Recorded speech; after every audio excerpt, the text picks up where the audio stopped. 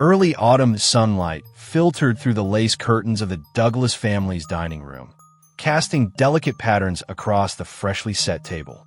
Baby blue walls, adorned with framed ultrasound photos and Emily's kindergarten artwork, held an atmosphere of quiet anticipation. 7 months pregnant, Sarah Douglas moved with deliberate care. Her back ached, but today was special. Their son's first baby shower was scheduled for noon, and she wanted everything to be perfect. Across the table, Sarah's husband Mark poured her a mug of chamomile tea. He'd traded his usual tailored suit for a crisp white shirt and dark jeans to match the celebratory mood. His eyes gleamed with pride as he admired Sarah's rounded belly and the soft smile on her face.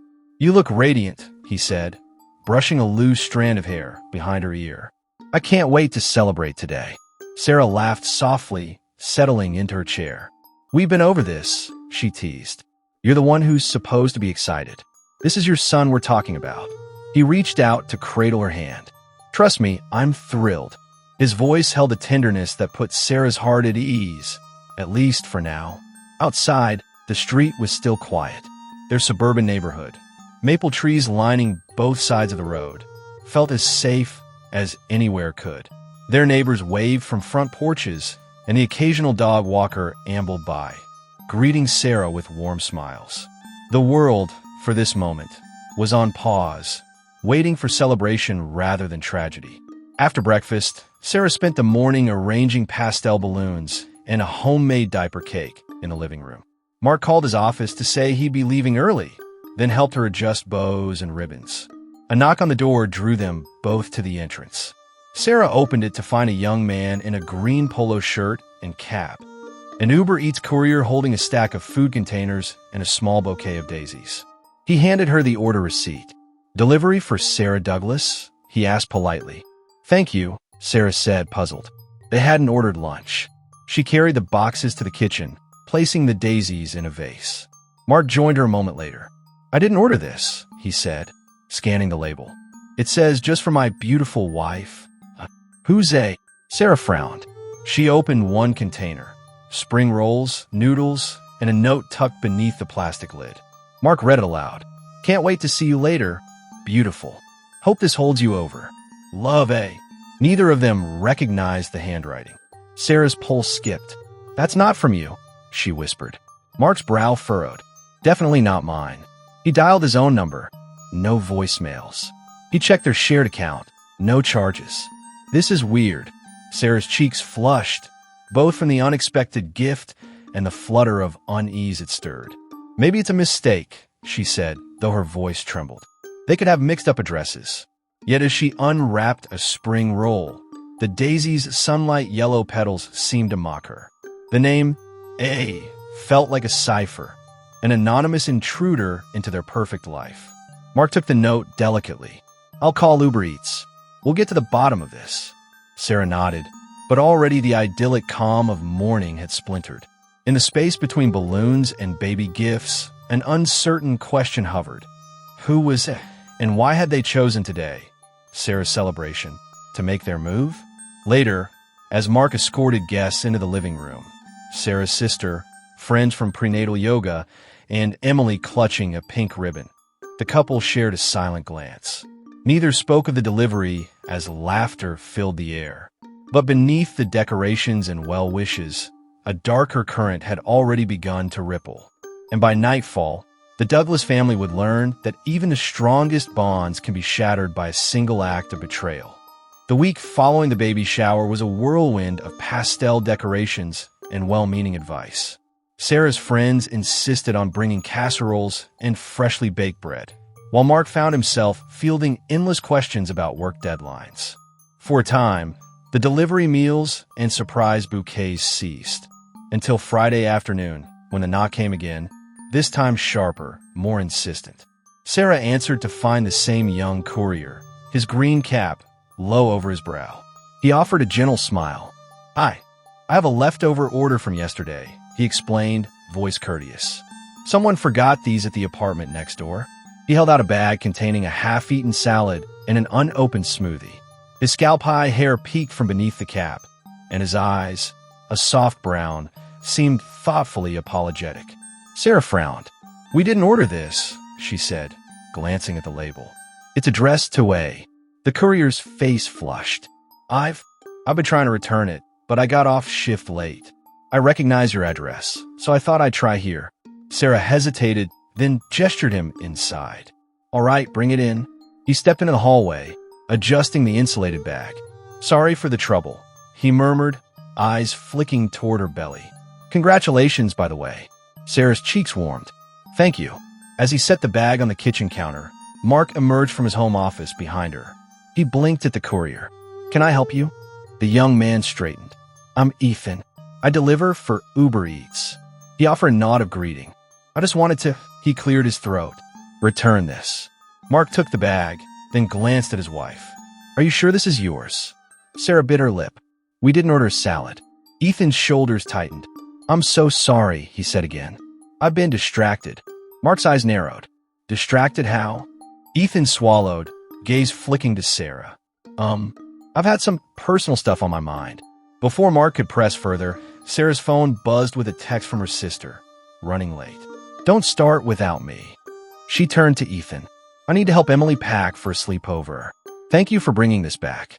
Ethan nodded, relief evident in his posture. "Take care of yourself." He left, and Mark closed the door behind him. Sarah found herself watching the courier's retreating figure through the window, a prickle of something unnameable stirring in her chest. That evening, after Emily waved goodbye to her friend's parents, Sarah and Mark sat down to a simple dinner. Roasted chicken, green beans, and plain rice. Mark picked at his food, glancing at Sarah. "You okay?" Sarah set down her fork. He seemed upset. Mark frowned. "The courier?" She shrugged. "Distracted," he said. "Maybe someone in his family is sick." Mark exhaled. "If you're worried, maybe we should talk to Uber Eats support." Sarah shook her head. "It's fine. I just felt something odd." Late that night, Sarah lay awake in their bed, Mark's steady breathing beside her. The house was quiet except for the soft creaks of settling wood. She found herself replaying Ethan's apologetic expression. A courier who trusted her enough to enter their home twice in 1 week. And something in his eyes when he watched her belly whispered empathy beyond a mere job. Over the next few days, Mark was consumed by work, preparing for a district-wide curriculum review. He left the house before dawn and returned long after dusk, leaving Sarah to her nesting preparations and the unshakable flutter of curiosity.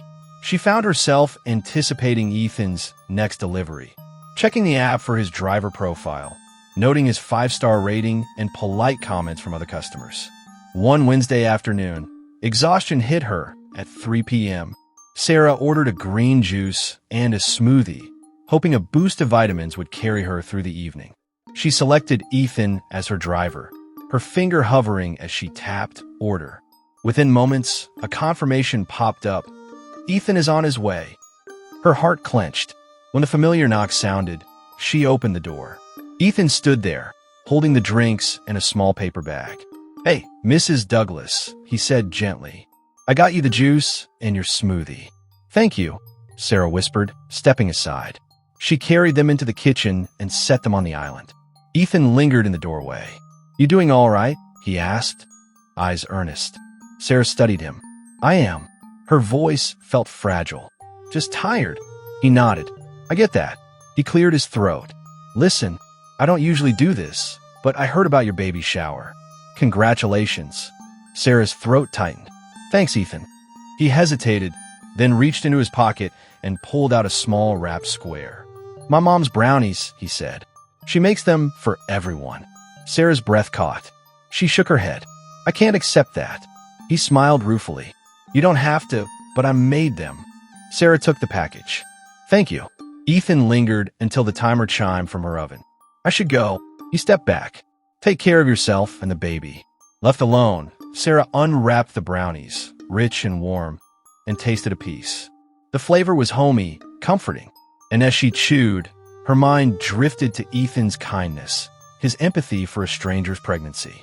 A gratitude blossomed inside her, and something more, the first seeds of an attachment she never expected. In the days that followed, Sarah found excuses to order from Ethan, citing fatigue or cravings. He arrived with more brownies, smoothies, even a copy of a prenatal yoga DVD someone had sent him. Their interactions grew warmer, briefer smiles extending into the corners of her heart. All the while, Mark remained oblivious, preoccupied with meetings and data reports, until one evening he strode through the door to find Sarah laughing at something Ethan had sent, a message asking if she preferred almond or oat milk next time. Mark's brow furrowed as laughter faded in Sarah's eyes. The safe walls of their marriage had begun to tilt, unseen, but the ground beneath them was already shifting toward a fault line neither could ignore. And in the fragile space between craving and comfort, Sarah teetered on the brink of a decision that would shatter their lives forever. The humid late October air felt stifling as Sarah returned from her weekly obstetric appointment. Mark had promised to pick up groceries on his way home, but she'd received no call. The drive from the clinic to their suburban cul-de-sac was a blur of amber streetlights and falling leaves. Back at home, she found Ethan's delivery waiting on the kitchen counter. 2 steaming bowls of roasted pumpkin soup and a small jar of homemade apple chutney. Attached was a new note, in Ethan's neat cursive. A little autumn comfort for you. Enjoy, and take care of that beautiful mama-to-be. Sarah's pulse quickened. She set the bowls beside her open prenatal folder and lifted the lid. The aroma of cinnamon and nutmeg filled the air, her favorite fall spices. She closed her eyes, imagining Ethan standing at the door in his green cap, concern shining in his gentle brown eyes. Mark still hadn't come home. She sent a cautious text. Feeling a bit dizzy. Might rest early tonight. Don't wait up. Within seconds, take a nap. Love you. No further explanation. Sarah carried her soup to the living room, warmed by the fire's glow. She wrapped herself in a soft blanket and dialed Ethan's number on the Uber Eats app, an impulse she knew crossed professional boundaries. When he answered, she cleared her throat. Hi, Ethan. Thank you for the soup. It's perfect. Her voice softened as she set the speakerphone on the mantel. I really appreciate your thoughtfulness. He hesitated, then said, I'm glad you like it. I just wanted to help. His tone was earnest, caring. Are you feeling okay? A wave of loneliness and longing washed over her. She realized Mark's absence, his late nights, and her growing dependency on Ethan's kindness had created an emotional void she hadn't noticed before. I am, she lied gently, just tired. I'm so grateful for your support. Ethan swallowed audibly. If you ever need anything, his voice caught. If you need someone to talk to. Sarah's heart pounded. Thank you. She cleared her throat. I should rest. She ended the call and slid onto the sofa, fingers brushing the phone screen as if to memorize its warmth. That night, sleep eluded her. Shadows danced on the walls, and thoughts of Ethan trumped concerns for her husband's whereabouts. She reached for her journal and wrote, He sees me as Sarah, not just a pregnant shadow of myself. He cares. Why can't Mark? The next afternoon, Mark walked through the door at 6:45 p.m., carrying 2 reusable shopping bags. His shirt was rumpled, and the tension in his jaw was visible. Sarah met him in the hallway, trying to mask her fluttering heart. How was dinner? He asked, setting the bags down. She forced a smile. I ordered soup.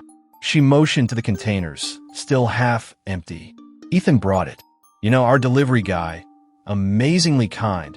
Mark's eyebrows shot up. Again, his voice held an edge. Sarah, you're 7 months pregnant.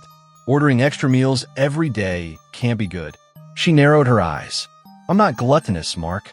The soup was healthy and soothing. He grabbed a bag from the fridge. I appreciate the convenience, but he paused, noticing her expression. You okay? I'm fine, she said, turning away. Just tired. That evening, they shared a tense meal. The flicker of candles did little to warm the atmosphere. Mark asked about the baby's latest kicks, and Sarah answered, but her mind kept drifting to Ethan's invitation. You can talk to me. That night, when Mark fell asleep beside her, Sarah slipped out of bed and checked her phone. No missed calls, no new messages. Yet her stomach fluttered at the thought of receiving another surprise from Ethan. Unable to sleep, she texted him, Thank you again for the soup. It meant a lot tonight. Almost instantly, Anytime, Sarah. You deserve kindness. He signed off with a heart emoji. A thrill shot through her. She stared at the message, its warmth and openness, in stark contrast to Mark's distracted replies. The next afternoon, Emily's school called. The 5-year-old had scraped her knee on the playground. Sarah raced to the clinic to pick her up. By the time she returned home, late afternoon light filtered through the windows and shadows lengthened across the floor. In the kitchen, she found Ethan again, this time holding a bag of pediatric supplies, fun bandages, antiseptic wipes with cartoon characters, and a note. For Emily, hope she feels better soon. Emily's tear-streaked face lit up.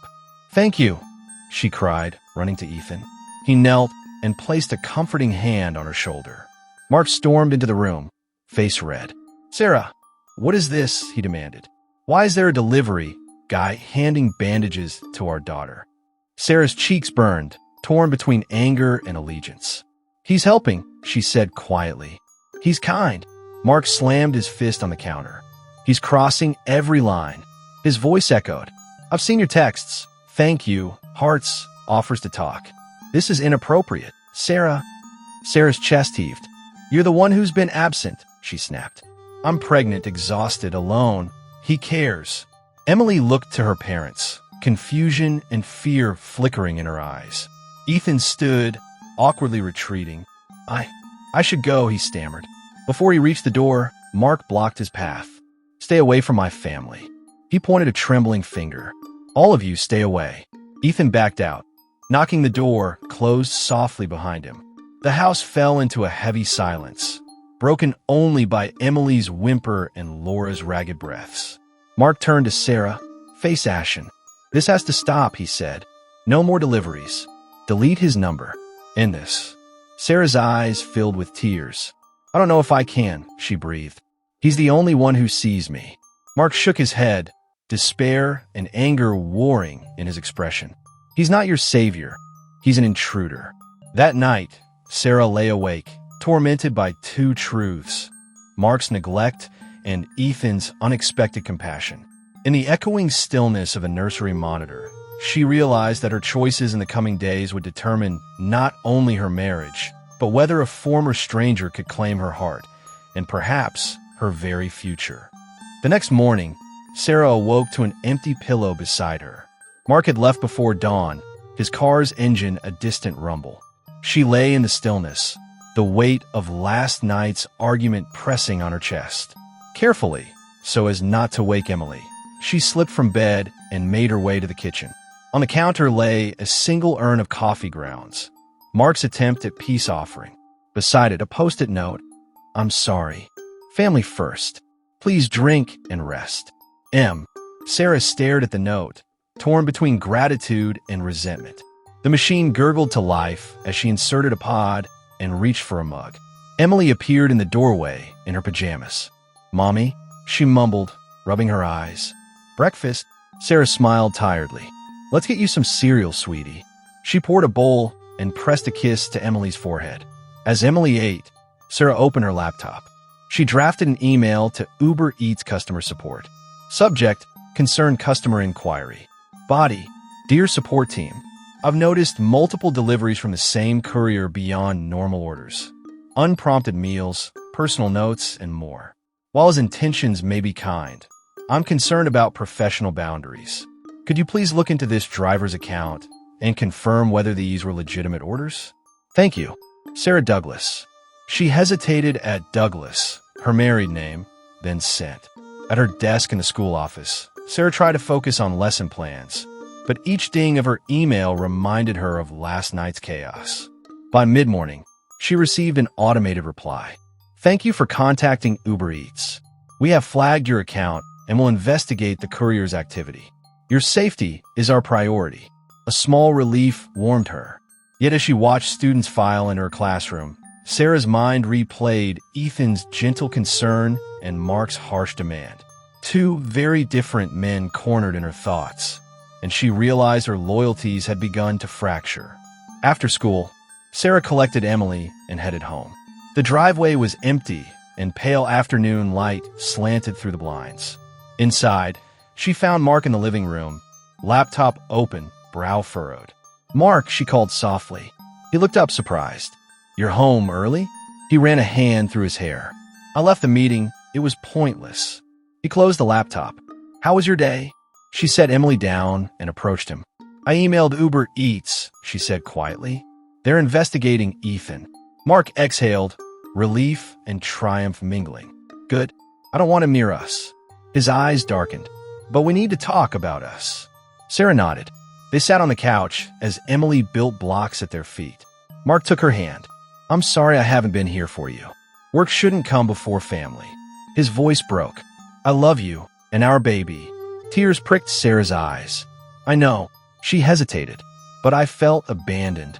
She recounted Ethan's kindness, last night's argument, and the loneliness of carrying a child alone in a crowded house. Mark listened. Guilt and sorrow etched across his face. "I'll make it right," he promised. "No more late nights. No more excuses. I want to be the husband and father you deserve." He paused. "And I'll apologize to Ethan personally." Sarah realized forgiveness would require action, not words. "Then show me," she challenged gently. "Be here." He squeezed her hand. "I will." That evening, Mark packed a small bag and drove to Ethan's route area, intent on finding him after shift. Sarah watched from the window, heart pounding. Mark returned an hour later and found Sarah in the kitchen. He held out a plain envelope. "I spoke to him," he said quietly. "I apologized for the way he was asked to leave and for not being here. I told him our marriage needs my full attention." Sarah took the envelope and opened it to find a note in Ethan's handwriting. "Mr. Douglas, thank you for reaching out. I meant no harm. My intentions were only kindness. I wish you and your family well. E." Sarah looked up, tears shining. Mark drew her into an embrace. In that moment, the fractures realigned, not erased, but shifted toward a foundation of openness. As Emily's laughter echoed from the living room, Sarah realized the path to trust would be long and winding. But with Mark's renewed commitment and boundaries reestablished, the storm clouds might finally begin to part, leaving room for the new life they had yet to welcome. Over the weekend, Mark kept his promise. He took a leave day, attending every prenatal appointment and weekend errand alongside Sarah, grocery shopping, nursery setup, and decorating the baby's room in soothing hues of teal and cream. Emily bounced happily in a bouncy seat at the store, while Mark carried armfuls of plush bears and onesies. Sarah found herself relaxing, the ache in her chest dulling as she saw his genuine effort. On Sunday afternoon, the family gathered in the living room for a movie night, popcorn and herbal tea in hand. Mark flopped onto the sofa beside Sarah, wrapping an arm around her shoulders. Emily settled between them with her favorite pink bunny. For a moment, the earlier tension felt like a distant memory. Then Sarah's phone vibrated on the coffee table. She glanced at the screen, a notification from Uber Eats. "Your report on driver Ethan has been reviewed. No violations found. Driver's account stands." Her heart twisted. The email continued. The investigation confirmed Ethan was only making the deliveries Sarah had explicitly ordered, and his personal notes were sent at Sarah's own encouragement via in-app messages. He had not overstepped company policy. According to their findings, Sarah had invited his warmth. Sarah looked at Mark, guilt rising. "It seems Ethan was just responding to my messages." She swallowed hard. I reported him thinking I was protecting us. But maybe I blamed him for what Mark and I lacked." Mark's expression softened. "It wasn't all on you," he said quietly. "I wasn't there, and I'm sorry for that." Emily giggled as the movie's opening credits rolled. Mark pulled Sarah close. "Let's delete Ethan's number together," he suggested, "and promise we'll only rely on each other." Sarah nodded, tears in her eyes. Later, she drafted a message in the Uber Eats app. "Thank you for your patience. No further deliveries, please. Sarah Douglas." Moments later, the familiar "Ethan is on his way" screen never appeared again. However, the sense of closure was short-lived. That Monday, Sarah returned to her classroom to find a package on her desk, an unmarked white box. Her name was written in black marker. She carried it to her empty classroom after the morning bell, heart thundering. Inside the box lay a daisy chain bracelet and a folded note. "Thank you for letting me see your light, if only for a moment. Be well, Sarah." Hand shaking, she carried it to the principal's office. The note's sentiment was kind, but the anonymity felt invasive. Mark received her panic call and rushed to school. At home that evening, over a quiet dinner, Sarah confessed, "He knows my name and where I teach." She traced the daisies on the bracelet. He's been watching. Mark took the bracelet, anger and concern mixing. "That's stalking," he said. "We need to call the police." Sarah shook her head. "I don't want legal trouble for a good kid." She paused, looking at Mark with pleading eyes. "I want to handle this ourselves." He studied her, torn between respecting her wishes and protecting his family. "Fine," he agreed reluctantly. "But if anything else happens, we go to the police." Sarah nodded. That night, she slept uneasily, haunted by a stranger's quiet words. The daisy petals, once a symbol of tenderness, now felt like a shackle, reminding her that actions, once set in motion, could not be easily undone. And as autumn shadows lengthened through the window, Sarah realized their marriage, though mended, was still vulnerable to the echoes of past mistakes and a young man's lingering devotion. By mid-November, the days had darkened early, and the Douglas household felt the chill of encroaching winter. Sarah's belly had grown rounder, and each step required more care. Mark, true to his promise, adjusted his schedule to leave work by 4 p.m., but the weight of the daisy bracelet incident lingered between them like an unspoken warning. One Thursday evening, Mark arrived home to find the front door ajar. The living room was shrouded in shadows, the nursery closet door slightly open. Emily's soft mobile music had stopped. Sarah's heart raced as she emerged from the hallway, clutching her robe around her. Together, they entered the nursery. The crib, once neatly made, lay overturned, a torn teddy bear on the mattress. The daisy bracelet lay tangled in the crib slats. Sarah's breath caught in her throat. "Mark," she whispered, voice shaking. "Someone's been here." Mark's face drained of color. He knelt to examine the scene. "Everything else, your phone?" He dashed to the living room. On the coffee table sat Sarah's phone. Screen cracked, battery drained, a single daisy petal stuck beneath the cracked glass. Mark picked it up carefully. "They took the baby monitor," he said grimly. "And your phone was smashed." Sarah backed away, tears in her eyes. "He's escalating." Mark stood, voice hardening. "We should have gone to the police." He met her gaze. "This is beyond kindness." Sarah's shoulders shook. "I know, but..." Mark cut her off. "No more ifs. We call tonight." He reached for his own phone. Sarah hesitated, then nodded. "Call them." An hour later, Detective Lisa Harper, a tall woman with a no-nonsense ponytail, stood in their living room. Mark and Sarah recounted events. The over-friendly deliveries, the daisy note, the bracelet, and now this break-in. Detective Harper took notes and photographed the nursery, her expression tight. "Someone's targeting your family," she said. "This isn't a harmless crush. It's stalking, trespassing, property damage, and potentially child endangerment." She met their eyes. "I'll assign an officer to patrol the area and review nearby cameras. You both should stay with friends or relatives until we secure the house." Mark and Sarah exchanged a grim look. Sarah's throat quivered. "Our home, our safe place." Harper offered a sympathetic nod. "I'll do everything I can. But please, take her somewhere safe tonight." She pressed a card into Sarah's hand. "Call me directly." Late that night, Sarah stayed with her sister in a nearby town, and Mark returned home with a police sergeant to board up windows and install a motion sensor light. Each nail-driven board echoed the collapse of their sense of security. In the dark house, Mark sat at the kitchen table, hands over his face.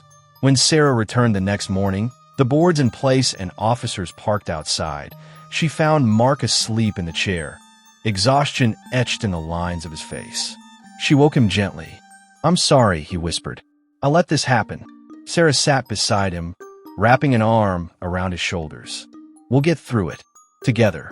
He nodded, leaning into her. From the nursery window, the broken mobile lay silent, its music forever stilled. Outside, the morning sun glinted on the boards, harsh and unyielding. And as Sarah touched her swelling belly, she realized that protecting her child now meant facing the dark and ensuring that kindness, once mistaken for invitation, would never again become a threat to the family she held most dear. The morning after the break-in, a heavy tension hovered in the Douglas household. Sarah and Emily stayed with Sarah's sister for the night, while Mark oversaw the police's board-up efforts. When they returned home late that afternoon, the living room still smelled faintly of sawdust and polyurethane from the temporary window covers.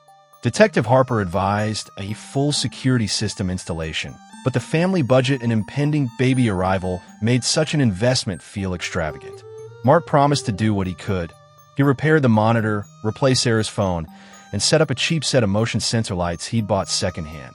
Yet each creak of the door and flicker of the hall lamp kept Sarah's nerves frayed.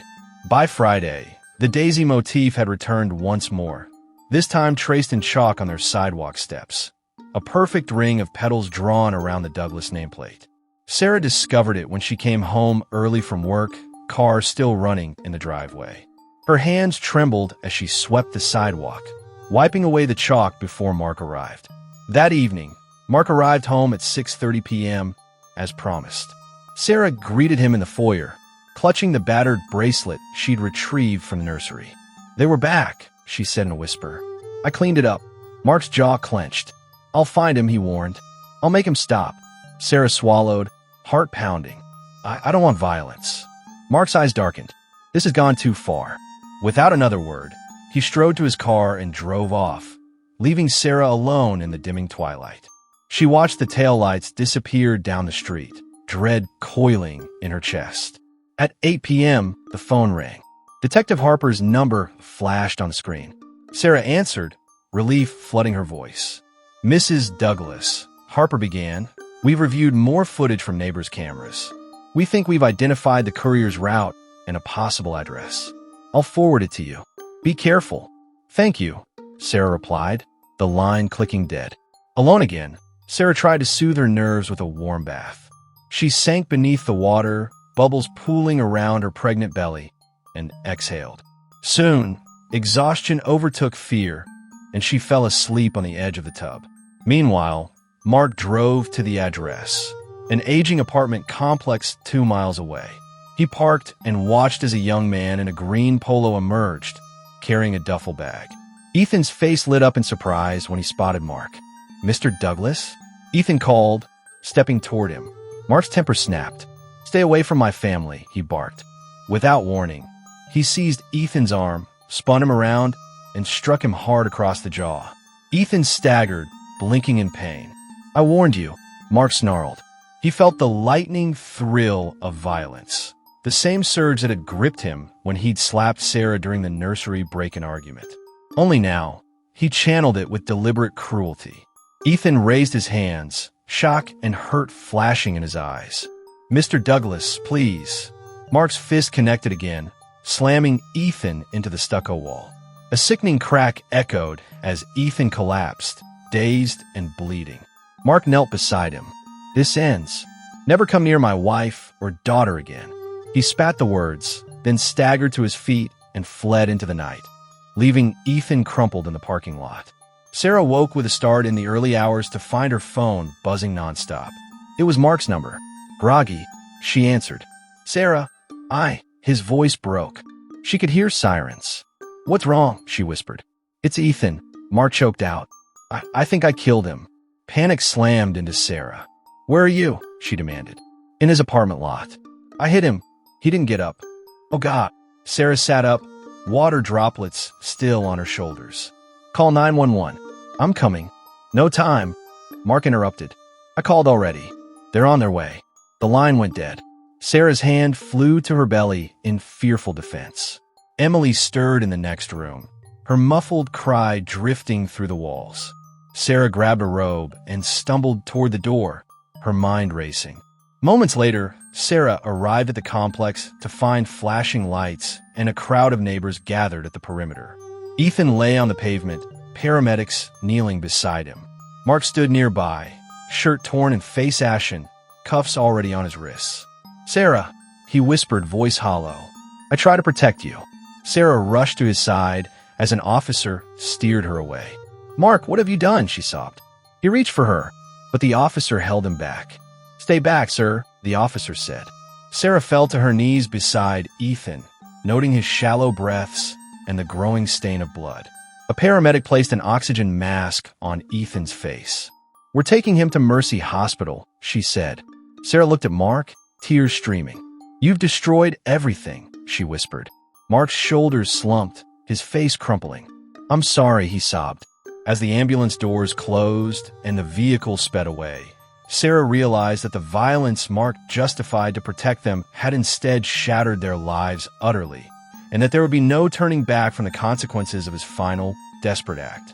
The courtroom was silent, but for the soft shuffle of paperwork as Mark Douglas took the stand. His once broad shoulders had shrunk under the strain of handcuffs and public scrutiny. Sarah sat in the front row, clutching Emily's stuffed rabbit, now a symbol of what had driven her husband to violence. Prosecutor Helen Cho called the first witness, Officer Jenna Morales, the first responder at the Courier's apartment complex. Morales recounted the scene with clinical detail. Mark's trembling confession broadcast over a body cam feed, the paramedics' urgent attempts to stabilize Ethan Ramirez, and the discovery of the duffel bag containing unmailed letters and snapshots of Sarah's belly. "Did Mr. Douglas indicate any remorse?" Cho asked. Morales nodded. He repeatedly said, "He was protecting my family, and I didn't mean to kill him." His voice was broken. Next, Dr. Paul Knight, the medical examiner, took the stand. He described Ethan's injuries: 2 fractured ribs, a severe concussion, and a lacerated spleen, trauma consistent with blunt force blows.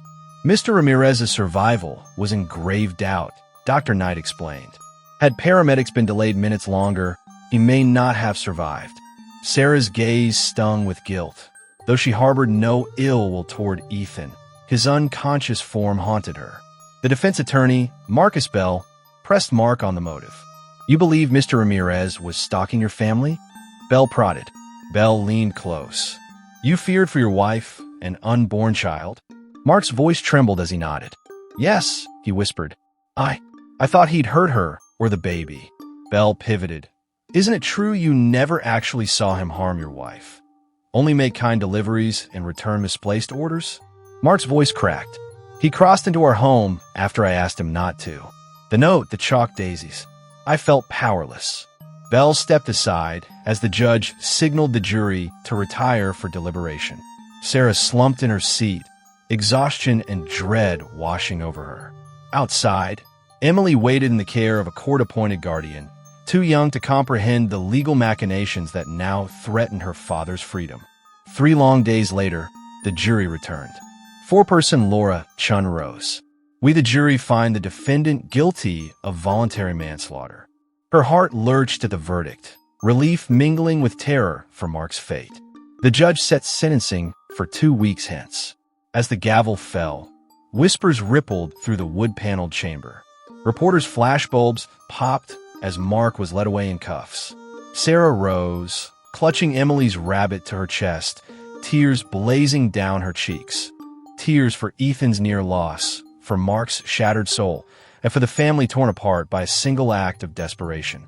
2 weeks later, beneath a leaden winter sky, Sarah and Emily stood in a small municipal courtroom for sentencing. Mark, with hollow eyes and his stubble shadowing his cheeks, stood at the dock. His once stately posture had wilted under the weight of judgment. The judge addressed Mark gravely, outlining his years of service as a teacher and father, but condemning the brutality of his actions. Finally, he pronounced sentence. "Mark Douglas, you are hereby sentenced to 8 years imprisonment for voluntary manslaughter and 2 years probation upon release to ensure your transition. May you find a path to redemption." Mark's shoulders sagged. Soft sobs escaped him as deputies led him away, his glance lingering on Sarah and Emily. She bowed her head, her tears silent. Afterward, Sarah and Emily visited Mark at the correctional facility's visitation room. Behind a plexiglass barrier, Mark reached for her hand, voice halting through the phone receiver. "Sarah, I'm so sorry. I let fear override love." Sarah fought the ache in her chest. "I know you loved us," she said quietly. "But love doesn't justify violence." Emily, clutching her rabbit, whispered, "Daddy, please be safe." Mark closed his eyes, tears dampening his cheeks. "I'll be here, paying my debt and becoming a better man for you both." 3 years later, the Douglas home was quiet no more. Sarah, now teaching from a renovated home office, watched Emily's final soccer game on a crisp autumn afternoon. Emily, taller and confident, waved to her mom after scoring the winning goal. Every so often, Sarah thought of Ethan, now recovered and rebuilding his life in a different city, and of Mark, who remained in a halfway house, working as a teacher's aide and attending anger management classes. They spoke occasionally through monitored calls, each conversation a careful step toward healing. That evening, Sarah lit candles on the mantel, one for Ethan's survival, one for Mark's ongoing redemption, and one for their unborn child, a daughter due in 2 months. Emily placed her rabbit beside the candles, her bright eyes reflecting the flame. Sarah smiled, drawing Emily into a hug. "We've come a long way." Emily nodded. "We have, Mom." As dusk settled over their neighborhood, Sarah realized that true protection meant more than preventing harm. It meant fostering understanding, boundaries, and forgiveness. And in that realization, she found the strength to face tomorrow, united in family, reborn from the ashes of worst fears, and guided by the unwavering bond of love.